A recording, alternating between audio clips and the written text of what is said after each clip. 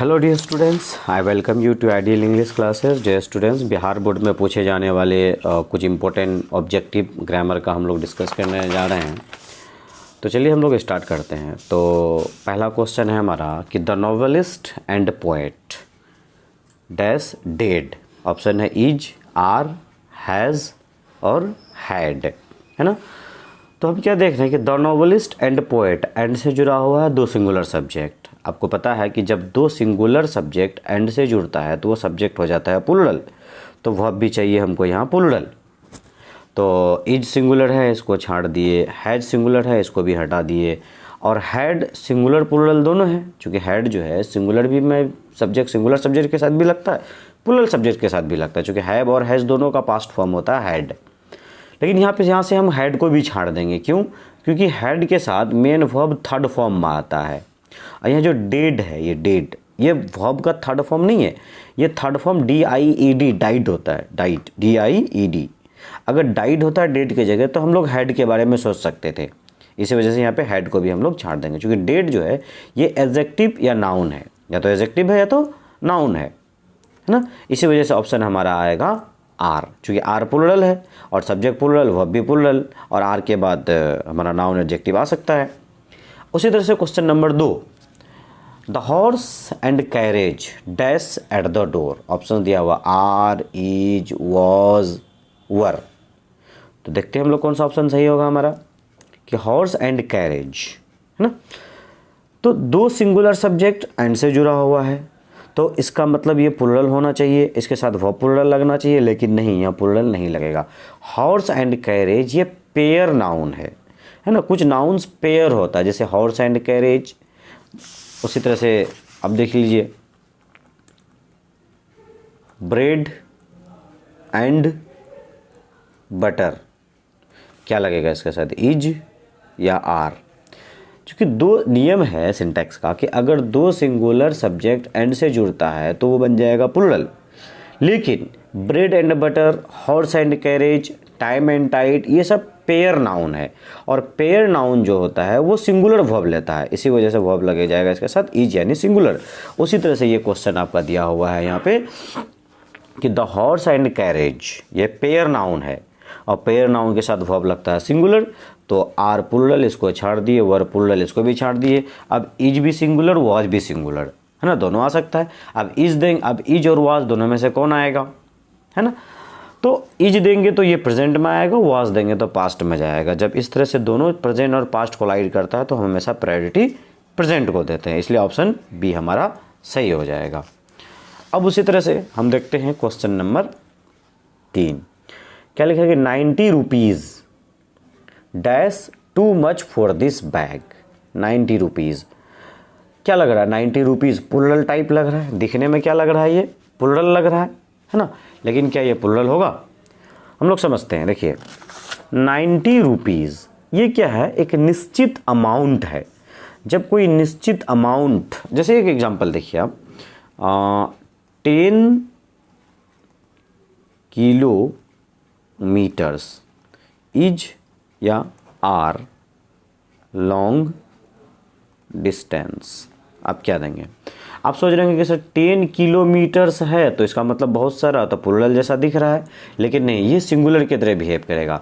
जब भी कोई एक निश्चित डिस्टेंस, निश्चित अमाउंट अगर शो करना हो तो ये हमेशा सिंगुलर की तरह बिहेव करता है। 90 रुपीज़ ये एक निश्चित अमाउंट को शो करता है, तो इसी वजह से ये सिंगुलर की तरह बिहेव करेगा, है ना। 10 किलोमीटर से इज लॉन्ग डिस्टेंस, ये एक निश्चित चीज़ को शो करता है। तो 90 रुपीज़ एक निश्चित अमाउंट को शो करता है, इसी वजह से इसके साथ वर्ब लग जाएगा सिंगुलर। तो आर प्लूरल है, इसको हटा दिए, है ना। और हैड और हैज़ भी यहाँ से हटेगा, और छाट सकते हैं हम लोग आसानी से, क्योंकि हैड और हैज के साथ वर्ब का थर्ड फॉर्म चाहिए, यहाँ तो वर्ब का थर्ड फॉर्म है नहीं, इसी वजह से हैड और हैज दोनों कैंसिल हुआ, हो जाएगा ऑप्शन सी हमारा सही हो जाएगा। ठीक है। उसी तरह से क्वेश्चन नंबर 4 को हम लोग देखते हैं कि गुलिवर्स ट्रेवल्स, गुलिवर्स का जी कैपिटल, ट्रेवल्स का टी कैपिटल, इसका मतलब ये नाउन है। आपको दिखने में प्लूरल जैसा लग रहा है ना, गुलिवर्स ट्रेवल्स है तो प्लूरल है, तो प्लूरल वर्ब आना चाहिए, लेकिन ऐसा नहीं है। गुलिवर्स ट्रेवल क्या है, ये एक फिक्शनल स्टोरी, ये फिक्शन है, एक स्टोरी का नाम है ना। स्विफ्ट ने इसे लिखा था, है ना, गुलिवर्स ट्रेवल, ये स्टोरी का नाम है, इसी वजह से ये क्या होगा, ये सिंगुलर की तरह बिहेव, ये सिंगुलर है ये, इसी वजह से यहाँ पे वर्ब क्या लग जाएगा, इसके साथ सिंगुलर लग जाएगा। आर प्लूरल, इसको कैंसिल कर दिए। और हैड और हैज़ ये भी सिंगुलर है और इज भी सिंगुलर है। अब हैड के बाद भी वर्ब का थर्ड फॉर्म आता है और हैज के बाद भी वर्ब का थर्ड फॉर्म आता है और इज के बाद भी वर्ब का थर्ड फॉर्म आता है। तो यानी सिंगुलर प्लूरल के हिसाब से सिर्फ अब आप आर को हटा सके। अब यहाँ पे 3 ऑप्शन ए, ऑप्शन सी और ऑप्शन डी कोलाइड कर रहा है। अब इसमें से किसको देंगे, चूंकि हैड और हैज के बाद भी V3 और इज के बाद भी V3 आता है, चूंकि प्रेजेंट इंडेफिनिट का पैसिव वॉइस में। लेकिन यहाँ हम क्या देख रहे हैं, by Swift, by plus agent लिखा हुआ है, यहाँ पे बाई दिया हुआ है, इसका मतलब ये पैसिव वॉइस में क्वेश्चन है, ये पैसिव वॉइस में। हैड और हैज के बाद अगर वर्ब का थर्ड फॉर्म आ रहा है तो इसका मतलब ये एक्टिव वॉइस है। हैड के बाद V3 प्रेजेंट परफेक्ट का पास्ट परफेक्ट का एक्टिव वॉइस, हैज के बाद V3 देंगे तो प्रेजेंट परफेक्ट का एक्टिव वॉइस। और चूंकि बाई प्लस एजेंट लिखा हुआ है तो इसका मतलब ये पैसिव वॉइस में क्वेश्चन है, तो ऑप्शन ए हमारा सही हो जाएगा। उसी तरह से हमारा लिखा हुआ क्वेश्चन नंबर 5, क्या लिखा कि द कमेटी, ये कलेक्टिव नाउन है, कमेटी, क्राउड, है ना, ज्यूरी, ये सब कलेक्टिव नाउन है। अगर ये सिंगुलर बॉडी की तरह काम कर रहा है तो सिंगुलर वर्ब लगेगा, अगर ये प्लूरल की तरह काम कर रहा है तो इसके साथ प्लूरल वर्ब लगेगा। तो हम कैसे समझेंगे कि ये सिंगुलर की तरह काम कर रहा है या प्लूरल की तरह काम कर रहा है, हम लोग समझते हैं। तो the committee issued its report, it's का यूज किया गया, इसका मतलब ये जो इट्स है ये पजेसिव एडजेक्टिव है कमेटी के लिए। इसका मतलब इट्स जो है ये किसके लिए आता है, इट के लिए आता है, यानी इट जो है सिंगुलर है, यानी इस कमेटी के लिए प्रोनाउन इट का इस्तेमाल किया गया और इट जो है सिंगुलर है, यानी कमेटी सिंगुलर बॉडी की तरह यहाँ पे काम कर रहा है। अगर सिंगुलर बॉडी की तरह काम कर रहा है तो वर्ब भी क्या लगेगा, singular. Have plural cancel, are plural cancel, तो हैज और इज दोनों आया, और हैज के बाद भी वर्ब का थर्ड फॉर्म आता है और इज के बाद भी वर्ब का थर्ड फॉर्म आता है। अब इस दोनों में से किसको देंगे, अगर इज को हम देते हैं तो इज के बाद वर्ब का थर्ड फॉर्म, इसका मतलब प्रेजेंट इंडेफिनिट का पैसिव वॉइस, ठीक है। तो अगर पैसिव वॉइस में अगर होगा तो यहाँ बाई प्लस एजेंट तो है नहीं, इस वजह से ये हमारा एक्टिव वॉइस में ऑप्शन हो जाएगा सही, यानी द कमेटी हैज इशूड, यानी इशू मतलब जारी कर दिया, कमेटी ने जारी कर दिया अपना रिपोर्ट, ये डायरेक्ट एक्टिव वॉइस में है हमारा। अब क्वेश्चन नंबर 6 समझते हैं, ये बहुत इंपॉर्टेंट क्वेश्चन नंबर है 6 है। तो इच सिस्टर्स, आप एक बात ध्यान दीजिए, इच ध्यान दीजिएगा थोड़ा सा कि इच और एवरी, इसके साथ नाउन सिंगुलर आता है और वर्ब भी सिंगुलर आता है, ठीक है। लेकिन अगर इच या एवरी के साथ ऑफ आ जाता है, अब फिर नाउन आता है तो ये नाउन हमारा हो जाएगा प्लूरल, लेकिन वर्ब सिंगुलर ही रहेगा। तो इच एवरी के साथ डायरेक्ट नाउन आता है तो नाउन हो जाएगा सिंगुलर, अगर इच एवरी के साथ ऑफ आता है तब नाउन आता है तो नाउन प्लूरल होगा, लेकिन वर्ब सिंगुलर ही रहेगा। तो आप ध्यान देना है, आपको इच एवरी रहेगा तो वर्ब हमेशा सिंगुलर ही इस्तेमाल होगा। तो यहाँ पे देखिए क्या लिखा गया है कि each of the sisters, etch के साथ ऑफ लगा, नाउन प्लूरल हुआ, लेकिन वर्ब हमारा सिंगुलर ही होगा।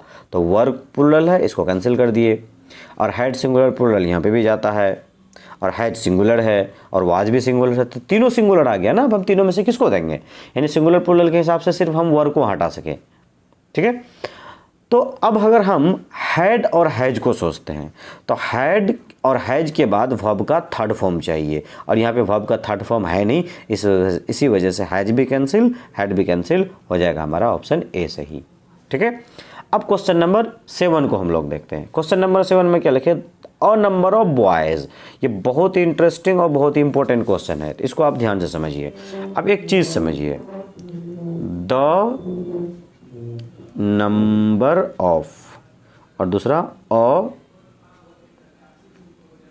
Number of, the number of के साथ चाहे द नंबर ऑफ हो या अ नंबर ऑफ हो, दोनों ही सूरत में प्लूरल नाउन का इस्तेमाल होता है, और नंबर ऑफ के साथ भी प्लूरल नाउन।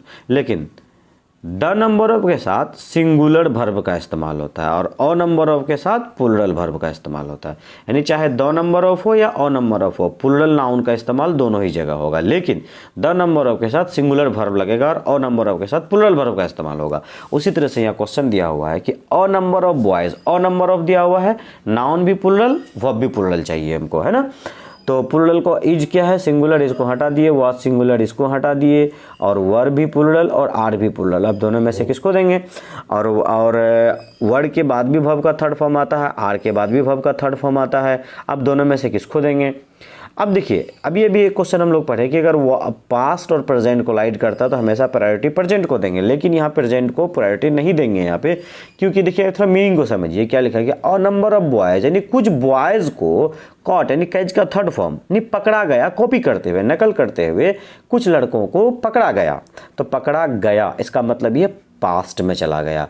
जब पास्ट में चला गया तो ऑप्शन हमारा ए सही हो जाएगा, यानी वर ये पास्ट को बताता है। ठीक है, अब क्वेश्चन नंबर 8 को देखते हैं। ये बहुत इंपॉर्टेंट है क्वेश्चन नंबर 8। अक्सर क्वेश्चन यहाँ से पूछा जाता है, यानी हु से रिलेटेड। हु से रिलेटेड अक्सर बिहार बोर्ड में क्वेश्चन पूछता है। तो इसको समझते हैं हम लोग कैसे यूज करेंगे। It is you who dash to blame. Option में है आर, इज, एम, वर। किसको देंगे भाई? तो ध्यान देना, तो हु के साथ जो वर्ब का इस्तेमाल होता है वो हु को देख करके नहीं, बल्कि हु के बाद, सॉरी हु से पहले जो सब्जेक्ट आता है उसके हिसाब से देते थे। हु से पहले कौन है? यू। तो यू के हिसाब से यहाँ वर्ब का इस्तेमाल होगा। यू के हिसाब से इज आएगा? बिल्कुल नहीं, कैंसिल। एम भी नहीं आएगा। यू के साथ वर भी आ सकता है, यू के साथ आर भी आ जाएगा। तो आर देंगे तो प्रेजेंट, वर देंगे तो पास्ट। अब दोनों में से किसको देंगे? अब चूंकि देखिए यहाँ पे क्या लिखा है, इट इज यू, ये तुम ही हो, ये इधर प्रेजेंट है, इसका मतलब अगला भी क्या होगा? हमारा प्रेजेंट होगा, यानी ऑप्शन ए सही होगा। क्योंकि इधर प्रेजेंट है तो अगला भी क्या होगा? प्रेजेंट। इट इज यू, वो तुम ही हो, हु आर टू ब्लेम, है ना। तो प्रेजेंट और प्रेजेंट का कॉम्बिनेशन बनेगा और इसी वजह से ऑप्शन ए हमारा सही होगा। अब देखिए यहाँ पे क्वेश्चन नंबर 9 क्या लिखा गया है? Every man, woman and child. Every लगा हुआ है ना, आप सीधे वर्ब सिंगुलर का इस्तेमाल कर दीजिए बस। तो क्या हो जाएगा? सिंगुलर कौन है भाई हमारा? सिंगुलर वाज है, सिंगुलर हैज़ है। वाज के बाद भी वर्ब का थर्ड फॉर्म आता है और हैज के बाद भी वर्ब का थर्ड फॉर्म आता है, और हैज के साथ डायरेक्ट वर्ब का थर्ड फॉर्म लगा देते हैं। इसका मतलब ये प्रेजेंट परफेक्ट का एक्टिव वॉइस हो जाएगा, और वाज के बाद वर्ब का थर्ड फॉर्म आता है, इसका मतलब पास्ट इंडेफिनिट का पैसिव वॉइस आ जाएगा। तो कि हर यहाँ पे देखिए, चूँकि अगर हम हैज को देते हैं, हैज के बाद वर्ब का थर्ड फॉर्म, इसका मतलब एक्टिव वॉइस हो जाएगा कि प्रत्येक, यानी हर मैन, वुमन और चाइल्ड खो दिया। क्या खो दिया? यहाँ तो ऑब्जेक्ट है नहीं, अगर एक्टिव वॉइस में देंगे तो ऑब्जेक्ट होना है, यहाँ तो ऑब्जेक्ट है नहीं। इसका मतलब ये क्वेश्चन हमारा पैसिव वॉइस में है कि हर मैन, वुमन और चाइल्ड वाज लॉस्ट, वो हेड़ा मतलब खो गया वो लोग, है ना, वाज लॉस्ट। इसलिए ऑप्शन बी सही हो जाएगा। अब question number 10, the crowd collective noun है, तो क्राउड हो गया, कमेटी हो गया, है ना, ज्यूरी हो गया। ये अगर सिंगुलर बॉडी की तरह काम कर रहा है तो सिंगुलर वर्ब लगेगा, अगर ये प्लूरल बॉडी की तरह काम कर रहा है, प्लूरल की तरह काम कर रहा है तो प्लूरल वर्ब लगेगा। अब हम कैसे समझेंगे कि सिंगुलर की तरह काम कर रहा है या प्लूरल की तरह काम कर रहा है? देखिए क्या लिखा है, the crowd dash marching. Marching मतलब रैली की तरह निकलना, इन डिफरेंट डायरेक्शन। यानी अब समझिए यहाँ पे ये क्राउड है फील्ड में, अब वो मार्च कर रहा है, कोई इधर, कोई इधर, कोई इधर, कोई इधर, कोई इधर, यानी हर तरफ अलग अलग डायरेक्शन में जा रहा है। कोई इधर जा रहा है, 5 लोग उधर जा रहा है, 10 लोग उधर जा रहा है, 15 लोग उधर जा रहा है, यानी बिखर रहा है, सब डिवाइड हो रहा है, अलग हो रहा है सब। जब अलग हो रहा है इसका मतलब ये सिंगुलर बॉडी की तरह काम नहीं कर रहा है, इसी वजह से यहाँ लग जाएगा इसके साथ प्लूरल वर्ब। तो प्लूरल कौन है भाई हमारा? इज सिंगुलर, इसको हटा देते हैं, वाज सिंगुलर, इसको भी हटा देते हैं। हैड, और हेड के बाद तो वर्ब का थर्ड फॉर्म चाहिए, यहाँ तो बिफोर है, इस वजह से हेड भी कैंसिल हो जाएगा, ऑप्शन ए हमारा सही हो जाएगा, है ना। तो इस तरह से हम लोगों ने कुछ क्वेश्चन को देखा, ये बहुत इंपॉर्टेंट क्वेश्चन है, एक दो बार इस क्वेश्चन को आप रिपीट कर लीजिए, है ना। यहाँ तक वीडियो देखने के लिए थैंक यू।